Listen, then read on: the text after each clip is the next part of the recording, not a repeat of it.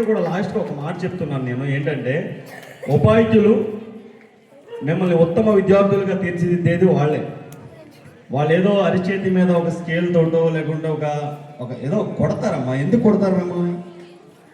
ఎందుకు మిమ్మల్ని కొడితే వాళ్ళకి కలిసి వస్తుందా? ఇంట్లో అమ్మ కొడితే నాన్న కొడతాడు, అప్పుడు కంప్లైంట్ చేయరు. ఎవరికి? ఒక టీచర్ చిన్న దెబ్బ కొడితే అది ఎంత లెక్క తీసుకెళ్తున్నారో తెలుసా మీరు అందరూ కూడా? ఒక్క విద్యార్థిని కొడితే 100 మందికి ఒకేసారి తెలుస్తుంది. అది ఎలా తెలుస్తుంది? చైర్మన్ ఉంటాడమ్మా, చెప్పండి, చైర్మన్ గారు నెంబర్ తీసుకోండి. సార్ చైర్మన్ గారు, మిమ్మల్ని మా తల్లిదండ్రులు వెన్నుకున్నారు, మమ్మల్ని కొట్టారు పలానా టీచర్ గారు, ఇక్కడితోనే క్లోజ్ చేసేయండి. దయచేసి చిన్న చిన్న విషయాల్ని బయటికి తీసుకెళ్ళి పబ్లిసిటీ చేయకండి అమ్మా. వాళ్ళ జీతాలు తీసుకుంటారని మీరు అనుకుంటున్నారు. వాళ్ళకు వచ్చే జీతాల కంటే డబల్ జీతాలు మీకు వచ్చేలాగా మిమ్మల్ని తీర్చిదిద్దడానికి మాత్రమే వాళ్ళు జీతాలు తీసుకున్నారు తప్ప దాంట్లో ఏమీ లేదమ్మా. అంతేగాని చిన్న చిన్న డబ్బులు